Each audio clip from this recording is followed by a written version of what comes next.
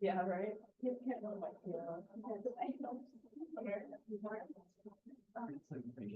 So. Most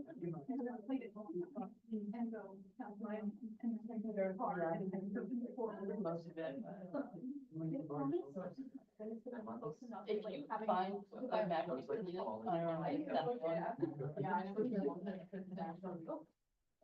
Describe the title of that scene. Yeah.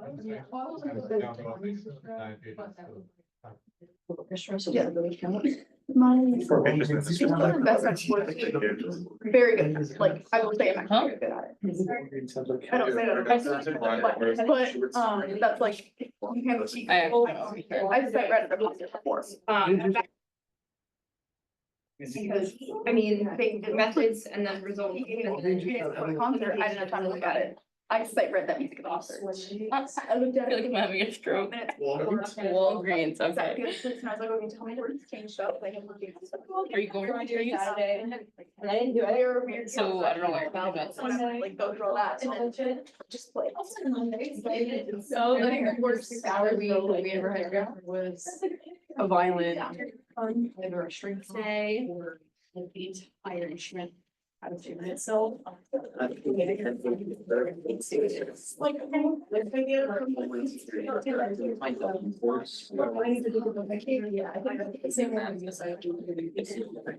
You're so frantic. Give me 10 minutes. I'm gonna need.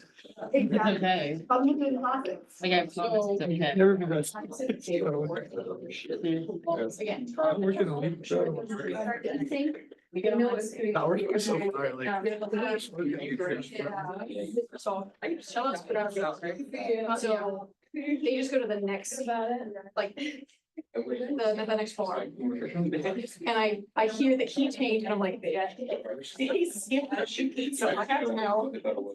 So I don't even know what it is. I'm pretty scared. Yeah. When you do, where's the rest of the song and now it's. It's so much fun. That was such a period of your life. I enjoyed it. We did Star Wars in my last film. Did it feel like John Williams? Pelicans are Original. Yeah.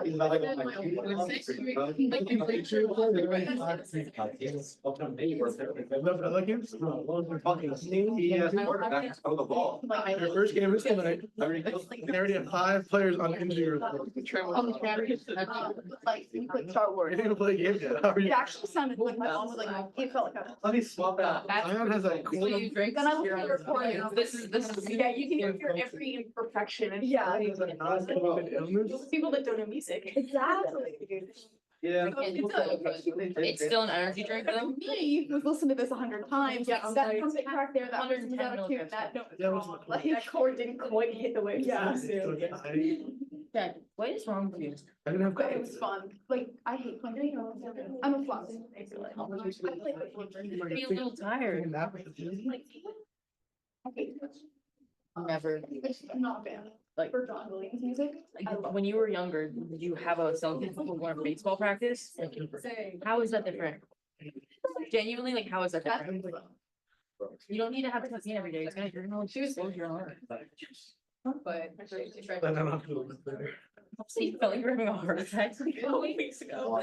See, I'm. 21 years old. So let's talk on drugs then. What do you play? That's like such an embarrassing way to die. Bro, had too much Celsius? Bro. Getting up there. That's low. Sure. Play saxophone. You're all the same. You got 4 minutes? Bro, my cousins drink Celsius all the time. Like, you're like 15. I'm best at alto. Oh, Is it better or worse? Back in my day, Can't like fit on it. it's just. If he's on, I can put it on. Yeah. I just have to like.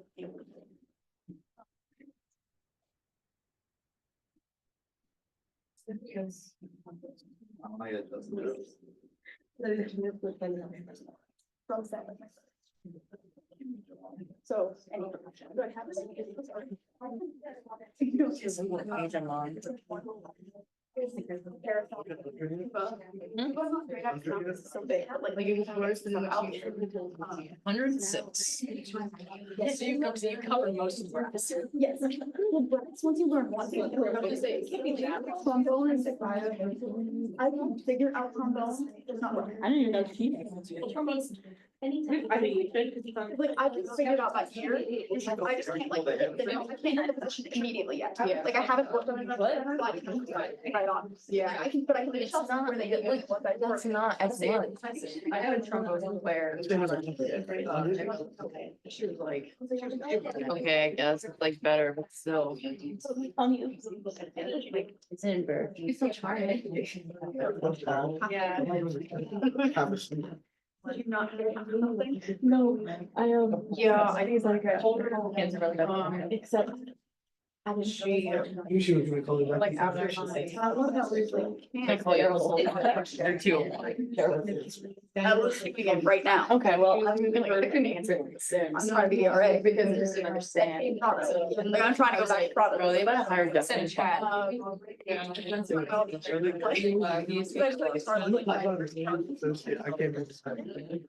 I was like, I thought they were gonna find, that's just a bit. I wish you were full. I was like, please drop this. You think they hire? No, it'll literally be for 3 months only. They don't need to know that. Yeah, they don't. Nick invited me to go to Nazi. Because he doesn't have his resume and that would say like he's like. Maybe the whole thing about rides. You're just gonna be like, oh. Yeah. And I think. No, I'm fine. They- No, hardware store, he worked as a like contractor. It ended up being like a 2.5 hour long. Yeah. You gotta be good days. I asked him what he wanted to do, he said gardening. I don't think he'd know anything. For lumber, I think he'd be helpful. I like gardening. I always go gardening. I can solve one because. There's no cats at this one, right? There's right. He lives in DC, that's something he can have. Really good. They're not like that, so it's. Yeah, it's really good. It's just, you know, The restaurant I worked at. I took my needles and it was funny. Okay, hi, everybody. Hope you had a nice break. Homework is, homework's due Friday. I'll let you guys, again, it's free to turn it in anytime during the weekend. Yeah. So I had some notes on homework 2. People were concerned about being late. No one was late. So don't worry about it. Usually my late policy, as long as it's in by the time I grade it, it'll be fine. I plan on starting to grade this next homework sometime middle next week. So if you have it in, say by Wednesday next week, it should be fine. No problems. Homework 2 was really good. I think the average was like 2.3, something like that. I was very happy with them. There were very few ones, and there were not that many 3s either. But I was very happy. There were a lot of really good improvements, and generally very happy about it. So I hope that, I don't know if that was a hurrah or not, but so let's finish up phases today. I don't really have a lot of math to go through today, really more kind of an empirical study of phases today. I want to finally talk about this magical point that I've kind of mentioned, and in fact, the homework talks about this kind of nebulous concept of what's called a critical temperature. And I want to identify what critical temperature is, a lot of different contexts. And I want to introduce the most common context of this concept of a critical temperature is right here on this phase diagram. So let's talk a little bit about a very simple phase diagram I have here. Let's just look at a couple more things about phase diagrams, taking about 20 minutes. And then let's start thinking about different types of phase transitions, more empirically. So here's a classic, completely arbitrary, pure material phase diagram, right? So this is for one molecule, one component. Phase diagrams could be water, benzene. This is just some pure material. Right, let's just remember how we identify all of the regions. Again, the idea again, we talked a lot about the slopes of these transitions, these lines, these phase lines, transition lines in the phase diagram. And we could just kind of argue by the nature of the different types of material, what kind of entropy they have, where liquid, gas, and solid fall in this category. Of course, solids are the lowest entropy material. They tend to exist at higher pressures, right? They're condensed, they're very dense, right? So solid is up here in this region. Gas, of course, is at low pressure and high temperature, right? So the whole gas region is down here, right? And of course, liquid kind of exists in the middle. And it may be not that surprised that liquid kind of is like the, right? If you think about the area these are in, if you think about the space of the phase diagram that these phases exist in, the liquid doesn't really exist. In fact, the liquid only exists in, I should write it right here. It exists in this portion right here that's marked by the lines. Let me just erase that. Again, we'll talk a little bit about why I'm being very specific about this. You could say that the liquid exists above this white line. But in fact, liquid really exists here. We'll talk a little bit about what this line demarcates. Like this line right here. So this is gas, and then liquid kind of exists in this little kind of natural region that exists right here, and solids kind of everywhere else. I want to talk in particular, right? So again, the liquids in some ways are just kind of a consequence of molecular attractions, weak molecular attractions. So the stable liquid phase tends to be kind of small. Liquids don't really exist in a lot of really useful areas. And in fact, there are materials, for instance, like materials that basically have no liquid, right? CO2 is a really good example of a gas at room temperature that when you pressurize, it doesn't go through a liquid transition, it sublimes, right? It goes into dry ice, right? Liquid CO2 really only exists at higher pressures. But at room pressure, you basically only have gas and solid, right? This transition right here. So this is a very generic, right? They all kind of look like this. I showed that the slopes are dependent on the entropy changes and the volume change, density changes of the material. And that gives you a very kind of basic approach to calculating one of these, and every pure material kind of looks like this, right? Very few exceptions. I want to identify, most important point are these intersections of these lines. We have this magical point right here. Right, this is what's called the triple point. And of course, that's logical why it's called the triple point, because if you put your material there and you jiggle your pressure or your temperature controls in any direction, you'll end up in one of the three phases, right? All three phases coexist at this point. Right, and that of course means that, let's just remind ourselves thermodynamically what that means. It means that the Gibbs energy of vaporization is equal to the Gibbs energy of fusion, freezing, which is equal to 0. Right, everything is 0 there. So all of the phases coexist equally right at that one point. I'll show you in a minute that every pure material is guaranteed to have exactly one and one only triple point, only one. Exactly one per material. The final point I want to introduce, and this is the one we're going to probably spend the most of the day talking about, because I think it's the most interesting, is this other point here. Here, this is what's called the critical point. And the idea is that everything above this temperature line that I draw in orange, right, this is what we call the critical temperature. T sub C, that's not written really well, temperature. So everything above this point does not have a liquid coexistence anymore. Basically, there's only one phase up here. All of this region up here is one phase. It's a fluid phase called a supercritical fluid. I'll show you an example of a supercritical fluid today, our real one. Right, and up here in this region, there is no gas liquid coexistence, right? The system compresses a bit like a gas. It actually has fluid-like material properties. It's viscous, right? It's kind of high pressure, right? So you kind of think of it as like a viscous liquid. It's a fluid. It flows like a fluid. It fills the space like a fluid, but it compresses like a gas, right? So it's somewhere in between a liquid and a gas. Okay, it has properties of both. So something very interesting that happens between these two, or suddenly we go from a distinction between the two. And it makes sense that liquid and gas are different, right? They have very different densities, different behaviors. But as you approach this critical point, the difference between the two disappears entirely. All right, we're going to look at that behavior today. That's very interesting. Right, and it's also relevant, the mechanism for this separation, if you will, right? Above here, you only have one phase, and then below here, you have two phases, right? You have liquid and gas. Same process, same mechanism, same behavior, physics, if you will, physical chemistry, as problem set 3. This idea that we're separating a mixture into two materials of different concentrations, two layers, two different phases. Same concept here as liquid and gas. We'll see that they're all very similar mechanisms. The phase transitions are similar. So when liquid and water, oil and water separate spontaneously at a certain temperature, the physics of that are almost precisely the same as a liquid and a gas separating below the critical point. Okay, so there's this other type of phase transition, which isn't taking a material and rearranging it to a different one, but rather you have a coalescence of two different types of material that become one at one point. Right? It's a little different.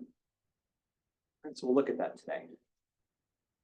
All right, every material also has a critical point. Okay, so these always are guaranteed to exist.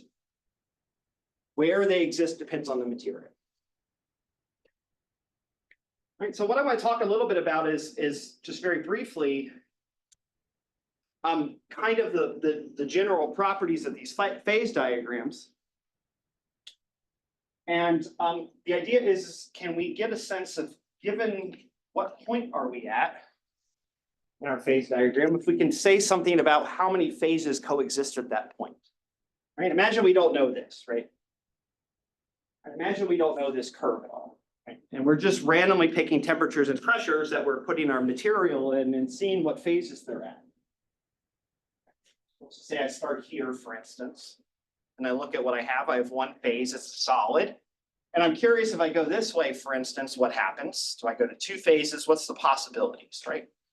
And just a very general way, if I go that way or that way, you know, how does the phase behavior of the material change as a function of the decision I make about how I change my properties, right? So I'm going to be moving around on this diagram, and I want to have a sense of how do I move around this diagram, and what does the motion of this diagram tell me about the phases, right? So let's just talk about that a little bit. So imagine here, we go into lab, and we start at this point right here. All right, we'll call this P0. Okay, and I want to move, and I want to at each point I want to measure how many phases I have, right? So at this phase, at this point I have, right, one phase of material, right? Just have solid, right? And so now I want to move through the phase diagram, change temperature and pressure in my system, and I want to think the same question: what are my phases? What am I at as I move in? And I have two choices for motion, right? I can either move, right? I can either move in terms of temperature, right? I can heat, I can increase the temperature so that now I'm at this point, right? I can also move freely along pressure and end up at this point. So I can move along temperature, I can move along pressure, but I'm free to move along both of them as well. Right? And I can also end up at this point right here, called P1. Right? So I've moved along two different directions, right? I've heated the system up first, and then I've pressurized it a little bit, and I've ended up at a new point in my phase diagram, and I ask the same question. What phases do I have there? Well, I'm still well within the phase diagram of the solid, so I still have one phase. Right, but what happens if I continue to move along this trajectory, what if I start to heat, or sorry, start to pressurize and I hit this point right here? Well, this P2. Right, well, how many phases do I have here now? Well, I've pressurized it so that now I'm on this. Well, this curve, let me skip this. Let me go to the next one. Sorry, I clicked the wrong one. I picked the wrong one. So let's just pressurize all the way, sorry, to here. There we go, P2. Right, and now I'm on a phase coexistence curve, right? I've warmed my sample up to P1, I've pressurized it, I haven't changed, nothing's happened. And now I've pressurized the P2, and now I'm sitting on this coexistence curve. My solid is now beginning to melt. Right? I now have an equal coexistence of liquid and solid. Right? So when I'm at this point, I have two phases. Right? And now let me ask a new question. All right. How can I move along this diagram such that I always maintain having those two phases? So how do I jiggle my parameters now such that I stay along this line? Well, now I don't really have an option to pick any T or P that I want. If I want to maintain phase coexistence, I have to stay along this equilibrium line. Right? So now the only option I have to move to maintain the phase behavior is along the line. Right? So now I can either move along the line this direction to P3, or I can move along this line to P3 prime. Right? And at P3 and P3 prime, I still have the same coexistence, right? I still have the same chemical composition of my material. It's half liquid, half solid. It coexists between those two. Right? But I've changed my conditions, right? So how has my flexibility and my experimental parameters changed? Well, I've gone from a point where I have basically two directions I can move, right? Two different axes. I can move freely along T, and I can move freely along P, and come to a new point within that phase diagram, right? So when I'm well within a phase diagram, I can move along two different directions and maintain my material, right? Maintain my composition. I have a question Yes, regarding the yeah, axis. go ahead. When you described DT and DP. I have them flipped. Yeah, Yeah, thank you. Sorry about that. I apologize. that's all right. Yeah, thank you. This is DT and DP. Yeah, sorry, thanks. I just looked at that. You raised your hand, I looked and I saw T on the I wasn't sure if that x-axis. changed. So No, I'm being stupid. Anyway, the argument doesn't change at all, right? You can still move freely either way. I've just labeled them wrong. So I'm sorry, I've heated it up to P2 rather. Sorry. From P1 to P2, I've heated it instead of pressurized it. But the idea is that when I'm well within this phase region, right, I have two different directions, two different variables, right? My material is freely varying on P and T, right? So what do we call these, right? So when I'm at P1, or sorry, P0 or P1, I can move along two coordinates, P and P, and maintain composition. Right, but at P2, I can only move along the equilibrium line. Right, so that means that every time I change T, if I jiggle T, I have to move P an equivalent amount so that I stay on the line. Right, I'm stuck now on this line. Right, so P2 and P3, I just have the only trajectory I have is along the line. P and T have to move simultaneously, right? So at P2, we move along one coordinate.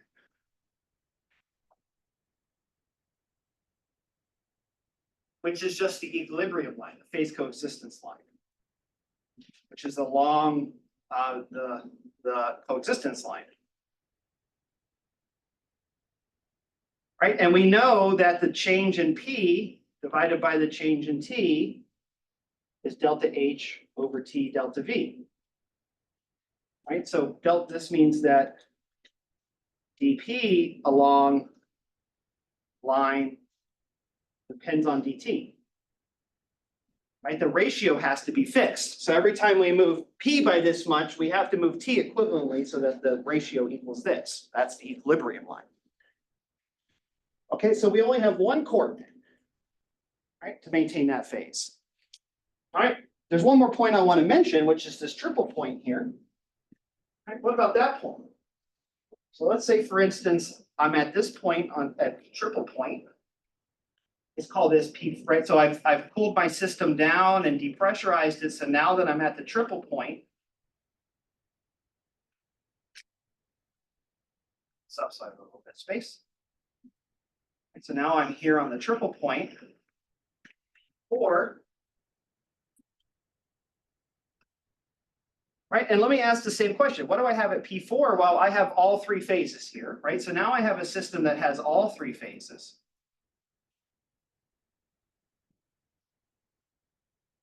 And what happens if I jiggle anything?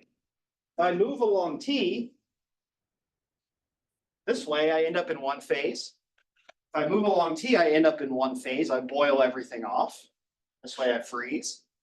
And this way I liquefy. If I go this direction, I liquefy. Right? So no matter how I move the triple point, from the triple point, I lose my material, my composition. Right? So the triple point only exists at one point. So this has zero freedom, zero coordinates.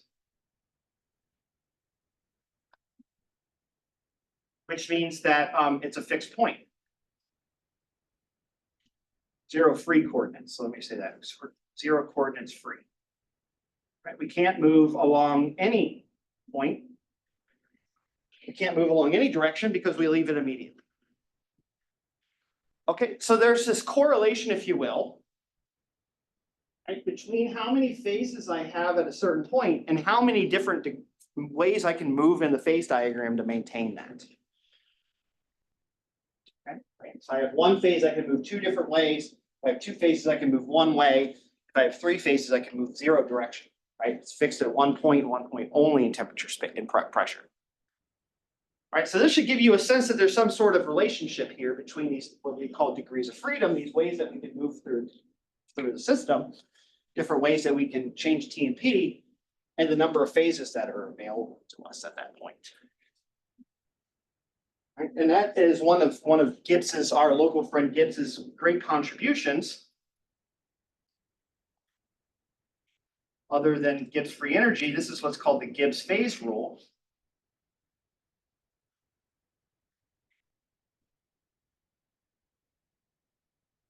It has a very, very simple formula. I'll write out the letters and then I'll describe what each of the letters are. F equals C minus P plus 2.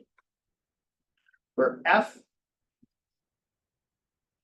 is what's called the degrees of freedom, or the number of independent coordinates.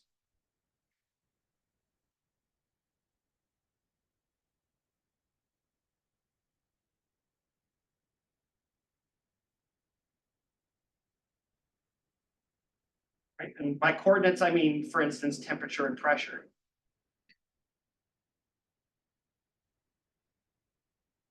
And intensive properties of the system. I'll just write that below this. This means intensive properties of the system. C is the number of chemical components. So for our pure system, C is 1.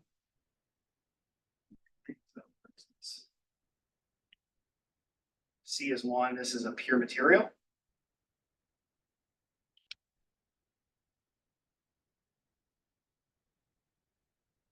And P is the number of coexisting phases at that point.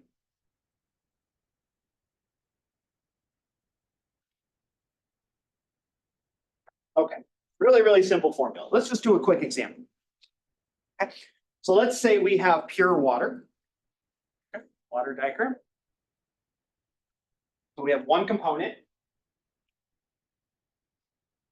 So that's 1 plus 2 is 3 minus P. So I'll write that down for one component for a pure system.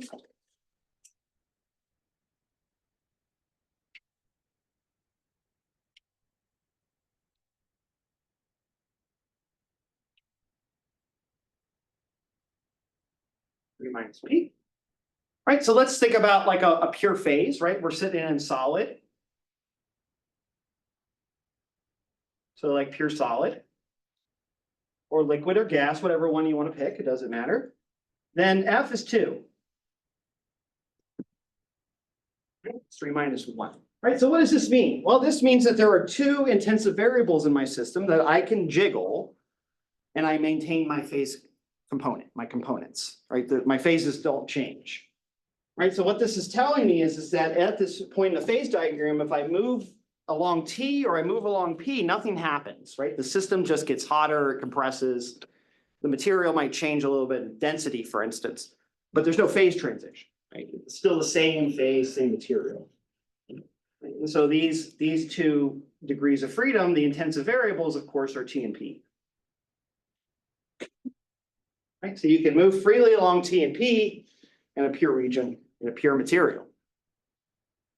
Well, let's go to a phase transition, right? We're sitting on a line, a phase transition line.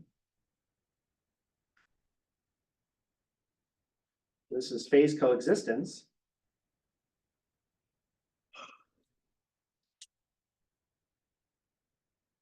Then we have F is equal to, one, not C is 1, sorry. All right, sorry, I'm gonna change this to P equals 2, I apologize. P equals 2, F is equal to 1. Right, and that means that there's only one parameter, right? There's only one way to move the system in its intensive variables to maintain that phase equilibrium, which means you have to move along the equilibrium line.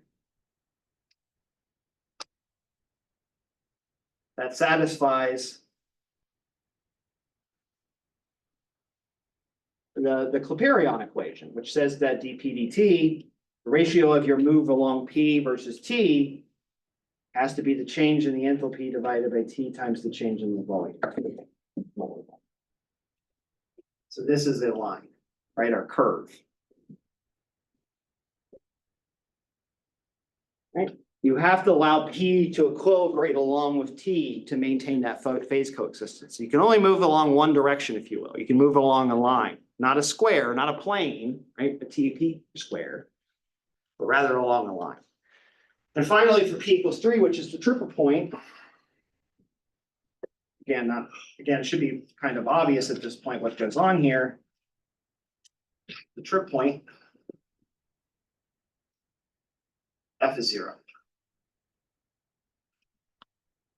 It's a single point, single fixed point. Right? And what Gibbs shows is that this phase rule, I call it phase theorem or phase rule. Phase rule, very good. This phase rule is completely general. Okay, all materials at macroscopic scale to normal temperatures, normal materials satisfy the phase rule. All right, now the question is that this seems kind of obvious maybe for a pure material. It may be more interesting to think about it for a binary system like problem set 3. Or maybe for a generic material. So let's just kind of look at a couple of different examples. I have 2 kind of motivating examples that are kind of applications of this idea. So what if P is equal to 2? Or sorry, what if C is equal to 2? All right, well, if C is equal to 2, F is 2 minus P plus 2, which is 4 minus P. Okay, so now let's do the same argument now. All right, so let's do, for example, what if we're in a pure phase, right? What if P is equal to 1? Pure material. Or a pure mixture. Well, then F is 3. Right, so there are three different ways that we can change the parameters of the system that maintains our phase coexistence, right? So that means there's three different ways. And what are those equations? What are the different intensive variables? Well, we know one is T and one is P. What's the other one? Right, let's think about from problem set 3 now. I have a material that's a mixture of two different types of components, say for instance, zinc and iron in the case of problem set 3. What are the different parameters that we look at in that problem set that tell us something about the energy of the system and the composition of the system? Well, we fixed P to be 1 bar in that problem. Okay, so we're just moving along T in the problem set. We only change T. The P is fixed. What's the other variable we look at in that problem? What is X? What does X represent in problem set 3? The N, A minus NB. Right, the composition, the mixture of the system, right? So there's another variable in here, right? If you have two components, the other thing that you can change besides its temperature and its pressure is its relative composition. I can have 100% A or 100% B, or I can have 50-50, I can have 25, I can 75%. Right, so the other one, of course, is going to be the difference of the mole fractions, or the difference of the moles, if you will, between the two different components. This is the difference of the moles.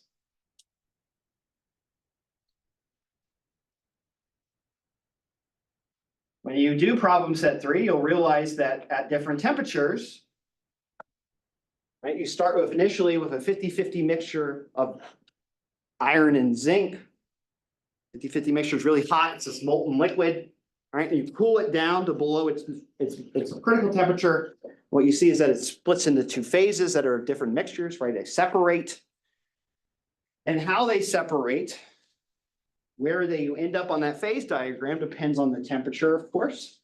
Depends on the pressure, which we're not considering in problem set 3. And it also depends on the difference in the material. How much of one do you have over the other? Okay. So when you do mutual solubilities in the next rotation in PChem, you'll see this. We're going to be looking at it as a function of T. And well, actually, even in your solid liquid phase diagram experiment, you're doing precisely that. You're measuring where the system freezes, right? As a function of the amount of biphenyl or naphthalene in your mixture, right? So you're moving along in that solid liquid phase diagram, you're moving along the phase diagram and finding where that equilibrium line lies. And what are you doing in an experiment? Well, you're fixing P, right? Because we just do it at room pressure, atmospheric pressure. You're moving delta N, right, by changing the mole fraction of naphthalene or biphenyl, right? You keep adding biphenyl to your naphthalene and removing the naphthalene. That's delta N. And you're watching where the equilibrium line occurs in delta T. And you heat it up and then you wait for it to cool down, and then the phase transition happens. You record the T where that happens at the function of delta N, which is your mole fractions. Right, so you're doing this exact behavior. You're walking through the phase diagram of a two-component mixture in the solid liquid phase diagram lab, and you're doing exactly what I'm telling you that you're doing here. We're just doing it kind of arbitrarily, right? You're moving through the diagram, you're changing one of your intensive variables, and you're watching where that coexistence line kicks in, which is going to be at some T as a function of N. Okay, so delta N, like the difference in the moles determines how the mixture behaves, right? Whether it's a 50-50 mixture or a 10-90 mixture, you have different properties. So this is kind of like the mixture composition, if you will.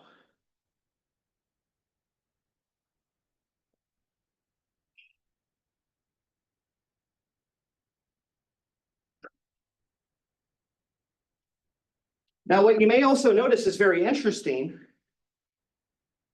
is that there's a situation where you can have 4 phases in coexistence in a two-component mixture, right? Because the lowest F can be a 0, that's a point. So that means P is 4. So in a two-component mixture, there's a theoretical possibility of a quadruple point. Those are incredibly rare and hard to find, but they do exist. Right? This means that If F is 0, P is 4, which means there's a quadruple point. Right, where 4 phases coexist. Now, what the hell is 4 phases? Right, because you think solid, liquid, gas, right? What the hell are 4 phases? Well, remember, in a 2-component mixture, one of your parameters, your phase diagram is now a 3-dimensional plot. It's T and P, and then you have delta N on kind of the in and out of the board as a function of the relative concentrations. So what a triple point turns out to be is that you can have an equilibrium, say between a solid and a liquid, but also 2 different types of alloys, right? 2 different materials that have different mixtures. Right, so this quadruple point means that you can have a stable phase transition, for example, between, say, pure component A, pure AB, pure B, and solid A plus solid B, for instance. These are liquids over here. Or something like that, right? You can have mixtures of things, right? You can have, for instance, different types of brass that coexist equally at a certain point, different types of alloys, right? And so a lot of metallurgy and stuff is about playing with these points to try to find stable minima, find really nice materials that are some sort of mixture of, say, in a case of iron, it's a mixture of things. In a case of steel, it's mostly iron, a little bit of carbon, and there's a couple other atoms, chromium, a little bit of chromium. Right, and you're trying to find these stable points, these equilibrium points where you have the right composition of your major material, which in the case of steel is iron, and with just a little bit of carbon, for instance, and carbon and chromium deposited into it. You're trying to find those equilibrium points on the phase diagram that give you that mixture that you want. Right? All right, so that's why there, for instance, there's lots of different types of steels. If you go look at the list of all the different types of steels, stainless steels that companies make, there are tens and 20s of them. There's tons of them. And they're all similar in the sense that they're all pretty much just pure iron with a little bit of chromium, a little bit of carbon. But each type has a different type of amount of carbon, different type of chromium, different types of atoms, impurities. They also might be arranged in slightly different structures, different types of metal, kind of arrangements of the atoms. And so you can find phase transitions that transition between these different types, right? You can take one type of metal, some type of stainless steel, heat it up and transition into another one. Okay? And that's a phase transition across delta N. Right? You're going from one mixture to another mixture.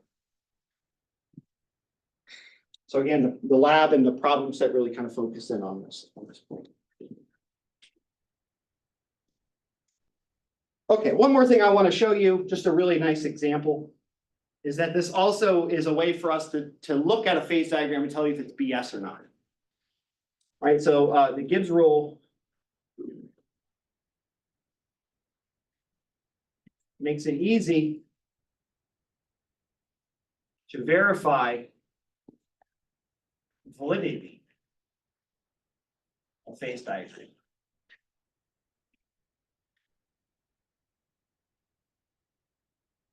All right, let me show you an example, right? I'm just going to draw an arbitrary phase diagram, and we can use the phase rule to determine whether or not it's legitimate. I'll put a phase diagram here in P. All right, I'm just going to draw something random. It's not random, it's from my notes, but it's not connected to anything in reality.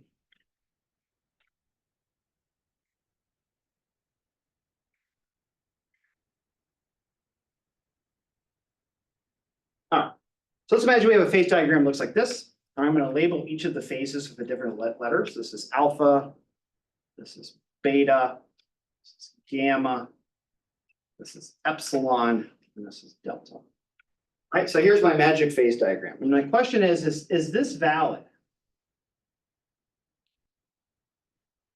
All right, well, the first question I need to ask is, right, we're going to go back to the Gibbs phase rule. We got to know how many components this is, right? So let's assume that this is a 1-component mixture. Right, so that means F is equal to 3 minus 4. So very, very simple question, right? Is this a valid phase diagram for one component? Well, let's look. All right, remember, we need to find an invalid phase diagram is going to have a point where F takes an unphysical value. Okay, so as long as F falls into the right categories, we should be okay. All right, if our F comes out all right. So let's kind of look at different points where we might have problems, right? All right, so the first thing we can look at is, again, we have a triple point here. Right here, F is equal to 0. It's a point. All right, triple point. There's another triple point here. Right, there may be two triple points. All right, so one thing that the Gibbs phase rule guarantees is that there is a triple point, but it doesn't tell you anything about how many triple points there are. Okay, so that's one limitation to this rule is that, and I'll show you an example of this. Materials may have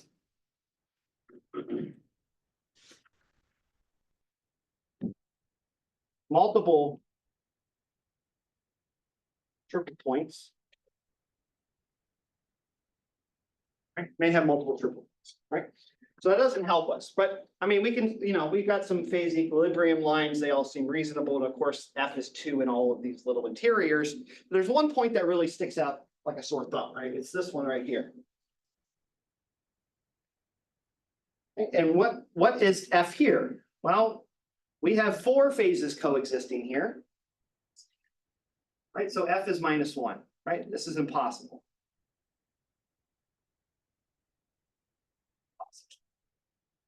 Okay, so what the Gibbs phase rule tells us is it doesn't tell us whether or not a phase diagram is legitimate, but it will tell us if it's illegitimate. All right, because what this has done is I've drawn a phase diagram that has a quadruple point for a pure mixture. That's impossible, right? So the only place where this can potentially be a feasible diagram is where you at least have 2 components. Okay, so if you ever, like, the idea is that you have a material, you don't know what the phase diagrams, you don't even know the composition, and you draw the phase diagram from your experiment, right? You do the solid liquid phase diagram experiment for your new material for a bunch of temperatures and pressures, and you see that there's a quadruple point in there, then you know that it can't be a pure material. It has to be a mixture. Or sorry, because there's no quadruple points in a pure material. Okay, this has to be. This would have to imply that C is greater than 2. Right, so sometimes people can find these things, right? If they have some weird material that C must be 2, C must be greater than or equal to 2. Or valid. Right, so people can do this, right? If you have a material, some sort of new alloy, you don't know what it is, you don't know the mixture of it, right? You can kind of get a sense of what the composition of it is by looking for your equilibrium phase transitions, following those lines and seeing how they intersect each other. Right? It's a very kind of brute force way to analyze your material, but it works and it's very valid and it's guaranteed by Gibbs' phase rule that this actually works. Any questions about that? All right, let's look at some real phase transitions then. Let's just move on. Instead of talking about them generally, let's start thinking of what happens at a phase transition. For this, I have actually, so I'll do some copy and paste. I have some videos and some kind of demonstrations to show you. So let's look at one of my favorites. Let's just look at a real phase diagram now. Let me copy this over. This is for water. All right, what does water's actual phase diagram look like? All right, so this is a very recent version of the diagram for water. I'll write this over here so it's water.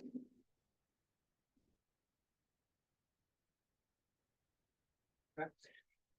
All right, so let's just kind of just do our general appearance. So I just look at this, get a sense of what's going on here. X-axis is temperature in Celsius. Y-axis, depending on which one you want, is either in pascals or it's bar. Yeah, and then of course we have Kelvin up here. Very nice graph. Gives us two different types of units. One for the physicists and one for the chemists. All right, so let's just look very generally at what's going on here, right? Right, here's the boiling point, 373.15 at 1 atmosphere. Right there. If we cool down along 1 atmosphere, get to the freezing point, right? And you enter into the what's called the IH region of ice. This is the ice that you know and love, right? The six-sided, the snowflake, the six-fold symmetric snowflake. So this ice right here, IH, this is what's called, I'll show you a picture of it. This is what's called hexagonal ice. And it's the normal ice that you know and love. And it's hexagonal again, because you remember a snowflake is six-fold symmetric, right? And as we'll see, the crystal of ice water is also six-fold symmetric. All right, we'll come back over here in a second. All right, so let's just go back. Here's the triple point here, right? The triple point of water is really, really nice. It's exactly at 0 Celsius, but it's at 611 pascals, right? It's about 10 millibar. It's pretty low pressure. But at this point, again, you can go in any direction and you end up in one of the final phases, right? You can either end up in the liquid, the gas, or the ice at this point here. And again, this point is the definition of our temperature, right? This is at 273.16. This is what we define 0 Celsius to. It's the definition right here. Right. And that's a really nice one, right? Because it's at a fixed temperature and pressure, right? It's a universal number. I can take my box of ice anywhere in the universe, at any place, any time, and reproduce this point right here in that box. And I know exactly what the temperature and pressure is of that because there's only one temperature and one pressure for water that gives you a triple point. Right? Very nice. That's why it's such a powerful reference, because it exists only at one point. All right, but anyway, everything else looks kind of boring, right? If you notice, remember the slopes of these lines, the derivative of it has to do with the density change in the denominator and then the enthalpy in the numerator. We showed that the slope of the solid liquid line in water is negative, because the density of ice is less than the density of liquid.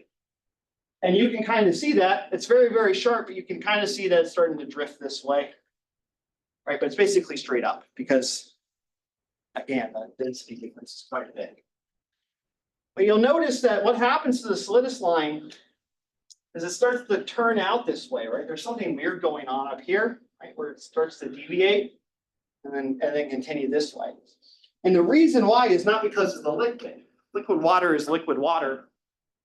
As you can see, liquid water exists all the way up until about 647 Kelvin. Critical point. It's because the solid behavior of water changes. Ice, as you know it, is only stable, fairly stable, but it's only stable in a small range. In fact, the only time you can really get ice, as you know it, hexagonal ice, is again around kind of atmospheric pressure, right? Anywhere between 100 bar and 100 millibar, and this small temperature range, which is about minus 100 to 0. Okay? Which is a pretty large region. Right. For us and on Earth, this is pretty much all cold conditions that we ever see is in this region here. So when we make ice, we make hexagonal ice. But if you're I don't remember if there's any DBZ fans of the planet where they die and they go train, it's got the super high gravity.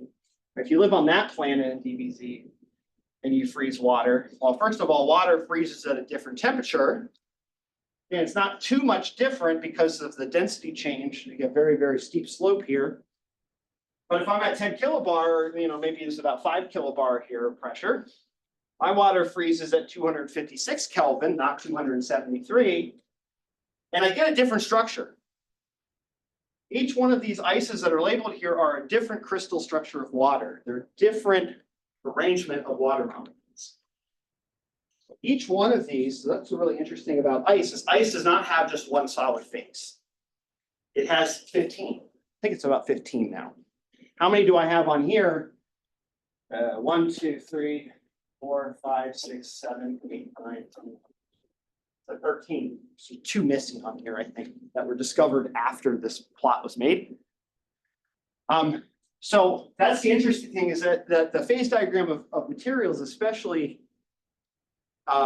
materials like water that have these hydrogen bonds, right? Hydrogen bonds change everything. It's the strongest intermolecular attraction of all the chemical molecular attractions. And not surprisingly, hydrogen bonds affect the structure of condensed materials the most because they provide the most stabilizing force out of all intermolecular interactions. And so when you start to really cram all the waters together, those hydrogen bonds force those waters into a specific orientation. And as a function of pressure and temperature, that favored orientation changes. So here on Earth, we get hexagonal ice. On Jupiter, you get cubic ice. And then in the crazy high pressure environments, you get all these obscure higher order, higher stranger arrangements of ice. So for instance, this is icy. This is what you see in the atmosphere of Jupiter, really high kind of watery planets, Neptune, places that have fairly high pressures because they're large, but they're cold. Jupiter, Neptune, Uranus, those kinds of things. They don't have hexagonal ice, they have cubic ice. This is cubic ice. I'll show you a picture of it. And so on the snowflakes on Jupiter, if they had the precipitation, they don't have the precipitation to make snowflakes on Jupiter. But Jupiter had snowflakes, it'd have square snowflakes, not hexagonal snowflakes. They'd be squares or rectangles, which is very interesting, I think.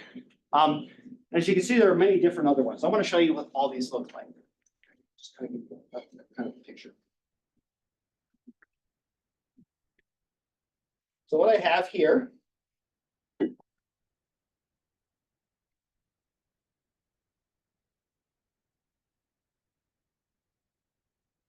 is some crystal structures that people have taken of different types of water. Right, so these are. I'm going to show you a picture of them, a model of them, but these are experimental data taken from X-ray crystallography of water crystals, different types of water crystals. These are X-ray and neutron diffraction crystal studies, right? So if you don't know what X-ray crystallography, one of the things, if you have a crystal of some material, you can put that crystal in an instrument called an X-ray diffractometer, and you can use that to determine the precise structure of the molecule in the crystal. And so people used to do this all the time for proteins, for instance. Protein crystal structures are one of the biggest fields in chemistry, is determining proteins from crystals. But you can do it for normal crystals as well. And so people have looked at water like this. So let's look at this one. This is deuterated ice IH, which means it's deuterium, not hydrogen, but very similar structure. It just look a little different, but the same idea. Right, and the thing about great. So the thing about a crystal, right? So crystals are very interesting. I don't want to go into too much detail about them, but the idea is that you should think of a crystal as like a molecular wallpaper, right? A crystal is formed from having these individual units. They're called unit cells, and they're what we tessellate them in the sense that we put one here and we put one next to it, and the whole crystal, the material, your solid material, your sample is just a pattern, a wallpapering of each of these unit cells, and they all line up, and every unit cell is precisely the same. So a crystal is subdividable, if you will. You can cut a crystal up into little pieces, but you can't make it any smaller than the unit cell. So whereas like a liquid or a gas, I can keep cutting my liquid in my gas, and I get basically the same thing, right? A box of liquid that's a cubic meter looks exactly like a box of liquid that's a millimeter cubed, which looks exactly like a liquid that's at a microliter cubed, right? It's the same stuff, same density, same material, same properties, right? But in a crystal, you don't have that luxury. In a crystal, that's true all the way up till you get to the single unit cell. And you can kind of think of it as an individual Lego piece that's made up of molecules, and all crystals are made up of these individual Lego pieces, which are all identical, these unit cells. So what you get from X-ray is a picture of this unit cell. Okay, so you can imagine that a real crystal, or a snowflake, if you will, that's all this is just this box. It's three-dimensional. I'll show you in a second what it really looks like. This is just a 2D picture. it's just a snowflake are just these boxes kind of tessellated and tiled in some pattern. Every subdividable unit of a crystal looks the same. Right, and so this is what hexagonal ice looks like, every hexagonal ice. So you can see that there are effectively 6 waters per cube, but 2 of the oxygens are in the other cube, right? So there's these 2 hydrogens sticking out. Somewhere on the next box, there's an oxygen that donates to these 2 that connected to those, right? So all the boxes are, all the little unit cells are connected together through hydrogen bonds. And these oxygens are emitted because they're this one and this one and this one. So it's this one, for instance, is this one on the cube below it. And this one is this oxygen in the cube above it. So this is what water looks like in ice. It doesn't look 6-fold symmetric from this picture, but I guarantee you it is. You can kind of see it here a little bit. It's not really that easy to see here, but you can kind of see how the symmetry lines up, right? If you have each one of these unit cells and they're stacked up like a Jenga tower, right? All the waters are lined up like this, right? So you look at one unit cell, the waters look like this, and you put the next one looks like that, the next one looks like that, the next one looks like that, right? They're all repeatable, right? And it's hard to see here, but this is 6-fold symmetric, and this is what gives, right, this fixed shape of the unit cell is what gives the snowflake its characteristic 6-fold symmetry, right? Because if every one of your little units is 6-fold symmetric, each of the cells are 6-fold symmetric, which is the shape of a hexagon, then a compilation of them will also maintain that symmetry as well. This is what water, like hexagonal water, looks like. But if we can go to ice 2, let's go back and look at our form. Where's ice 2? Ice 2 is cubic ice, I think on this order, AC. And let's look at how that differs. You can see it's much more disordered now. You can also see, it's kind of hard to tell, but the box that it sits in, right? You can kind of see by the skewness of the box that these waters sit in. The box also changed the size, right? These are actually kind of the cell, the structure of it's called a lattice, the Bravais lattice of the crystal changes, right? Whether this is a perfect cube or a rhombus or anything like that. So that's also set. And you can see it looks a lot different, right? You cram a lot more waters into a single unit cell, and they're also kind of more disordered, right? Kind of more disordered system. All right, and that's not surprising because you're at higher pressure and you're at lower temperature. The system has less room to jiggle and to get comfy, and everything is crammed together more and more at lower heat, so there's less room to expand. So what you've done is you've crammed all these waters together and they find a stable orientation that crystallizes out and you form cubic water. Looks like this, right? And it's still the same water, but we've arranged the water molecules in a different orientation, different structure, different symmetry, and has different properties.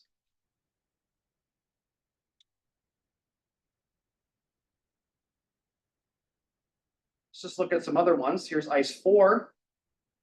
This one was synthesized at 110 Kelvin and 5 kilobar, 5,000 times the atmospheric pressure, right? And you can see now, I could zoom in a bit more, but that's okay. Right, I've really crammed in those waters, right? It's much higher pressure, right? It's 5,000 times the pressure of atmosphere. I have a significantly less thermal energy to cause the molecules to diffuse out and to spread out. They're all condensed in. Right, and you form these stable clusters that look like this, right, where the waters come closing together. These are different materials. They have different densities. They have, right, in fact, the density of ice 4 is larger than the density of liquid water. Okay, obviously, I mean, look how jam-packed it is, right? You can just think about the density as a function of how much mass you have in a single unit cell. Right, that's why ice water, the hexagonal ice, very low density, right? We saw there's just a few molecules in each unit cell. There's only 4 oxygens per unit cell in ice IH. Right, those waters are spread out really far apart. in hexagonal water, which is why water ice has very little density, right? It's very, compared to liquid water, not dense at all. These forms of ice are very, very dense, and you can see why, right? You crammed in now 12 oxygens into a single unit cell of roughly the same size, and a bunch more hydrogens. Okay? Much denser, much more compact, and it was only stable at high pressure, right? Because there's repulsions, right? The system wants to blow out like this, it wants to move out. But at 110 Kelvin and 5 kilobar of pressure, it doesn't have any energy to do so. Okay, so you trap the water in these dense configurations, and the system equilibrates to it because it doesn't have any other option. And it finds an energetic minimum, and this is what they look like, right, in water. And they get progressively weirder and weirder as you go up in temperature, so here's one at 2.5 gigapascals. This is ice 8. At the time, in 1964, it was considered the densest form of ice. It's no longer. All right, look at this, right? This system has reordered itself. Now there's only effectively one full water per box. And the edges of the box are the oxygens from the other cells, right? So this oxygen, for instance, is here. Oxygen is here. There's some, anyway, actually, I'm sorry, I'm wrong about that. There's a center water. And then this one has a hydrogen going this way into the next box. This one's got another hydrogen going in this box, and so on. And this one has 2 hydrogens into another box, and so on and so forth. Right, and so we've compressed it so much and cooled it out so much that basically what we've done is we have a system that looks like a single water trapped in a cage of other waters. So you create a cubic lattice of waters, and then you take this one water and a couple of extra hydrogens and stick it in there, and it basically gets trapped in there and it can't move, right? There's not enough energy for this thing to what we call librate, which is to kind of, oscillate and move around the hydrogens like this. There's not enough energy to do that, and so it just gets locked into place like this, right? And you just have this beautiful square cubic pattern of these waters.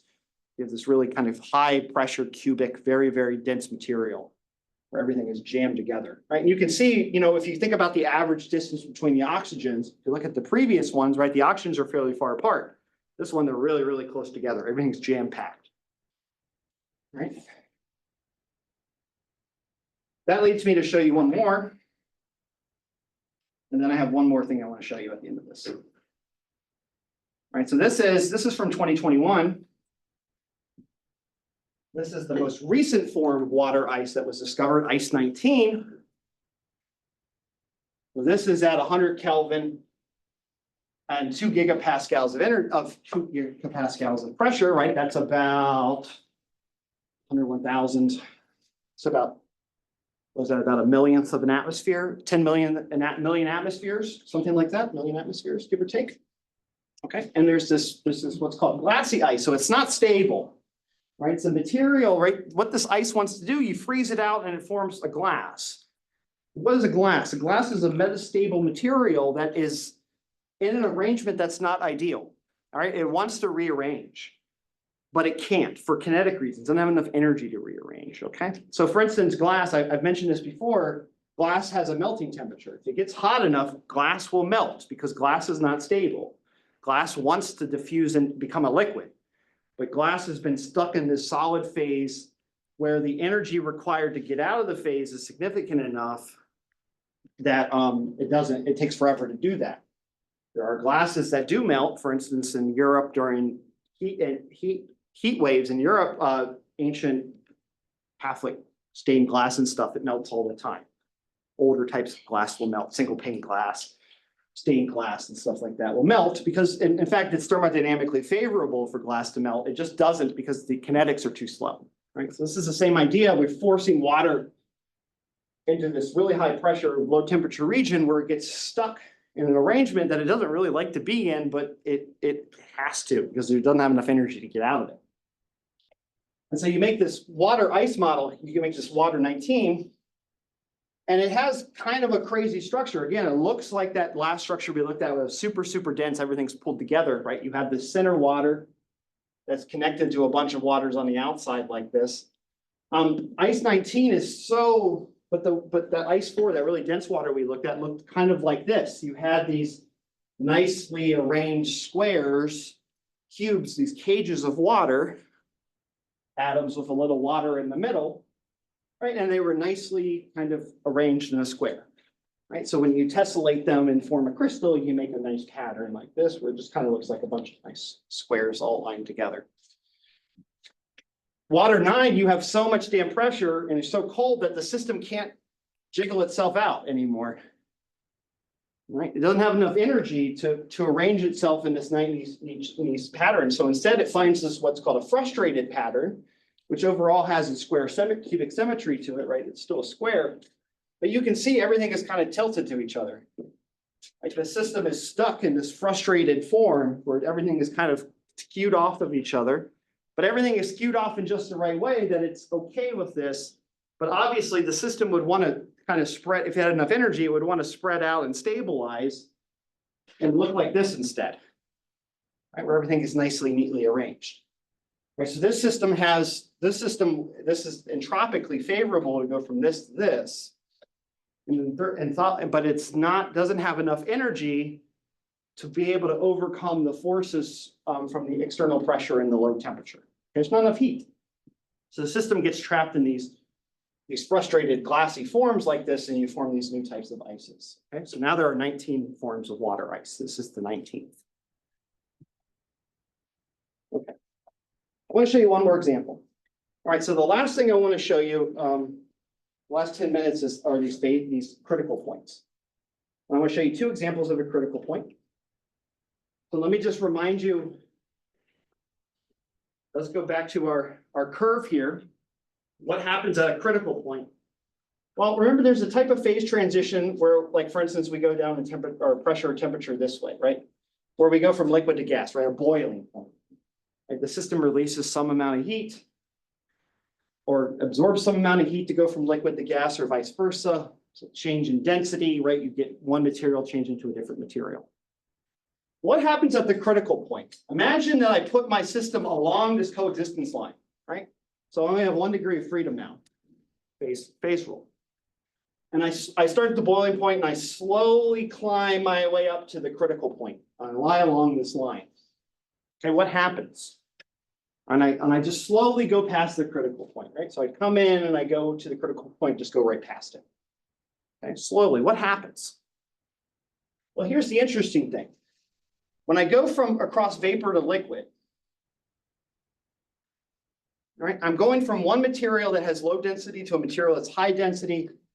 Very distinctive phase transition that occurs. Some heat is released when you go from vapor to liquid, right? It's an exothermic reaction, right? You release some heat when you freeze, or you vapor, or you condense, and you change the density, right? You go from low density to high density, right? What happens on this phase transition that you go across this coexistence point until you hit the critical point? Well, along this line, delta G is equal to 0. So as I move along this line here, the amount of free energy my system has doesn't change. It's sitting along G equals 0. Okay, so I'm not building up heat or losing heat as I move along this line. As I heat my system up, all of that energy is going into maintaining the coexistence curve. I'm lying along this curve. So delta G is 0 along this whole curve. And then suddenly I hit a point right here, critical point where delta G is equal to 0. But what I see is that I have no longer coexistence, right? I have two phases right here. But once I go past the critical point, I only have one phase. Okay, so so what I've done is I've gone from a system with two phases to one with one, but I'm lying along a 0 energy line. All right, so this is a phase transition that occurs. You go from two phases to one phase.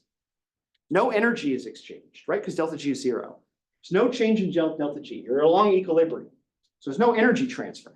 So there's no heat released. There's no heat absorbed. But somehow you've gone from two phases to one phase, right? So this is a phase transition that evokes no heat change, right? Obviously, there is a phase change. So we've gone from two phases, liquid and gas, to one that is just one. Right? But there's no heat change, right? So it's a different type of phase transition because we just explained a bunch of different phase transitions that release and absorb heat. But here's one where the phase composition changes, but there's no energy change. Delta G is 0. Delta H is 0. Delta S is 0. There's no energy change. Right? So it's a different type of phase transition. So I want to show you an example of this.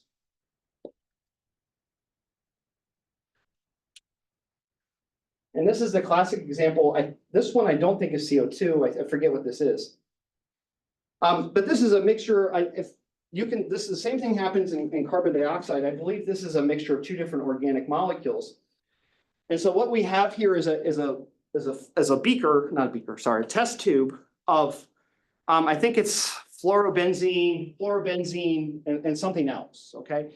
So below the critical temperature, all right? So instead of thinking liquid and gas, think that there are two layers. Right? You have a coexistence of two different layers. And then as you go above this critical temperature, it becomes one layer.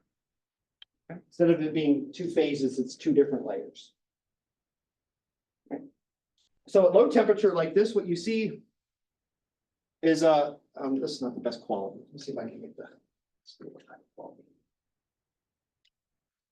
Yeah. But what you can see initially is a large number of bubbles.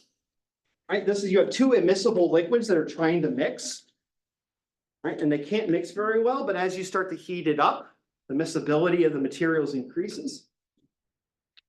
And you get this nice clean mixture. Here's a good one. Aha, yeah. So let me rewind this and let's watch this one more time.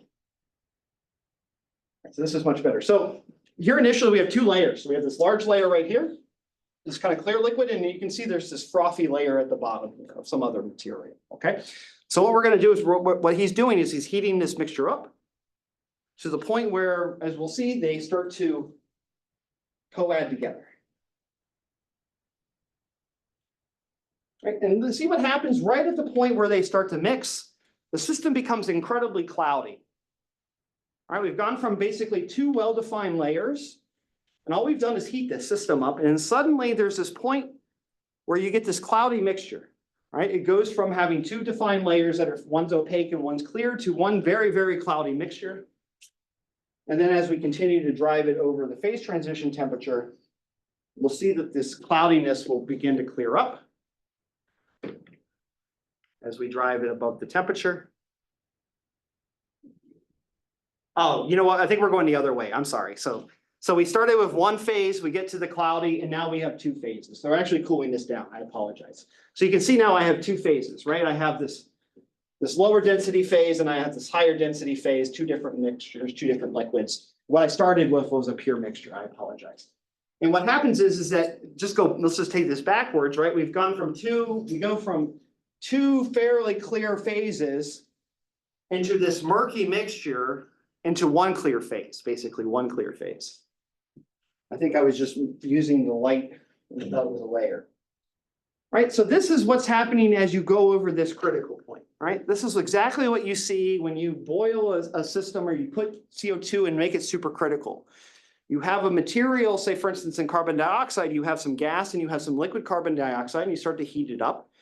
And the system starts to oscillate wildly, it gets murky. So you start to lose what the gas layer is and what the liquid layer is, and it gets cloudy. And then as you start to heat, past that point, eventually it starts to clarify. And what you find is this beautifully clear fluid at high temperature that has no separation between the gas and the liquid, just one pure phase. And then as you start to cool that pure phase down, it separates spontaneously and reversibly back into the two liquid and gas phases. Okay, precisely the same as this. This technique, unfortunately, I don't have a lot of time, so I'll bring it up in the next class. We'll talk a little bit. It's called critical opalescence. I'll talk a little bit about why this appears.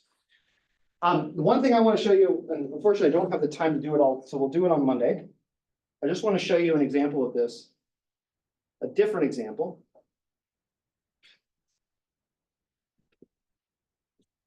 All right, I'll explain this model on Monday, but let me just show you what this is. It's kind of cool. All right, this is what's called an icing model. This is a two-dimensional magnet. Right, and you see there's two different colors, and you can see this thing is oscillating kind of wildly. This is a lattice, like a lattice of atoms. You can think of it as A and B atoms, okay, like you do in problem set 3. Right, it's a 2D graph. Each one of these pixels is an atom, And the atoms can have two different types. There's white and black, okay? For a magnet, we think of these as spin up and spin down. We'll talk about the electrons and how these correlate to magnets. But what you can measure is basically you can think the blacks are the spin down electrons and the whites are the spin ups. And we're at high temperature, right? The system now, basically just like in the problem set, there's some interaction between two spins up are attracted to each other. Or sorry, they're spin like it's the opposite of problem set 3. In problem set 3, like attracts like. In this one, like repels like. All right, so up and down like to come together, up and up push each other apart. All right, and so what you do is you just set random ups and downs for everything. You set a temperature, you calculate, the relative, the attraction, the repulsion energy, the J term that you have in problem set 3. And then you just evaluate this in time, right? And so this is what the surface will look like as a function of the spins up and spins downs, white and black. And the net magnetization of the material is the difference between the white and black. So if it's 50 white, 50 black, they all cancel themselves out and it doesn't magnetize. Right, so let me show you that. So we have this really hot.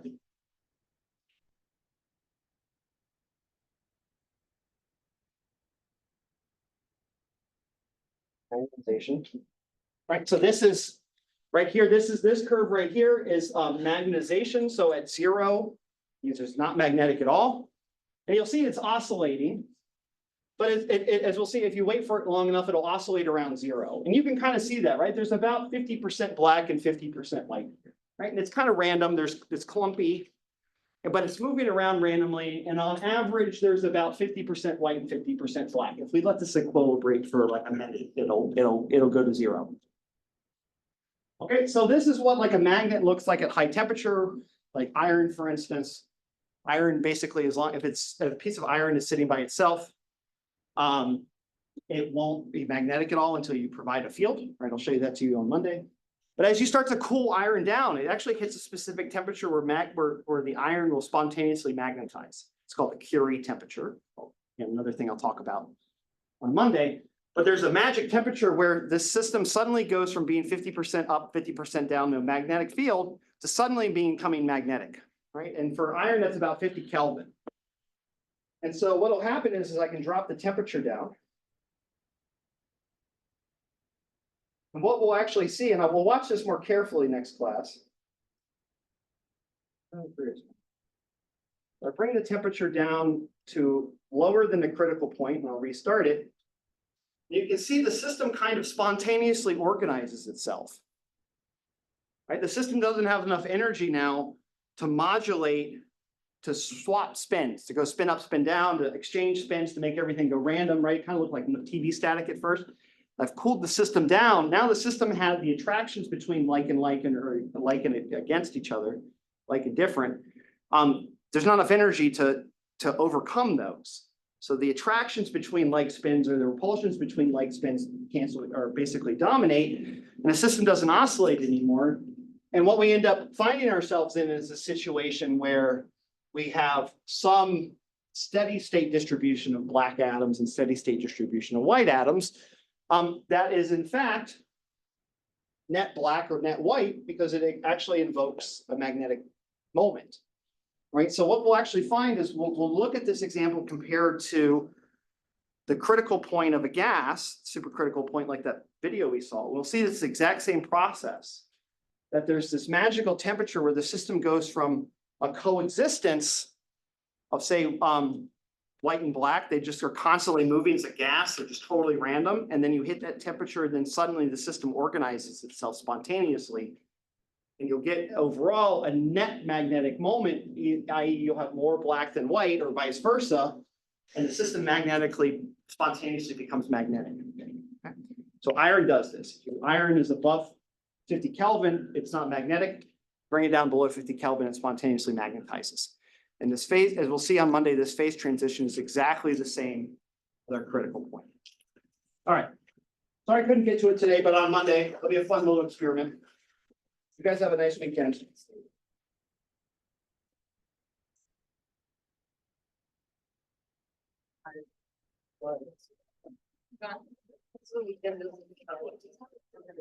Coming at 10 p.m. apparently. That's. Have you had rehearsal that day before? You just never called you. People don't show up on Friday. You can have a requirement. That was like last. Yeah. Smells so good.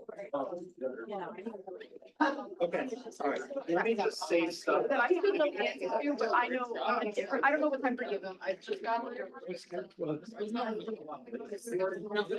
My time is very different. Anyone else? Oh, you're showing up stack. I have to help so.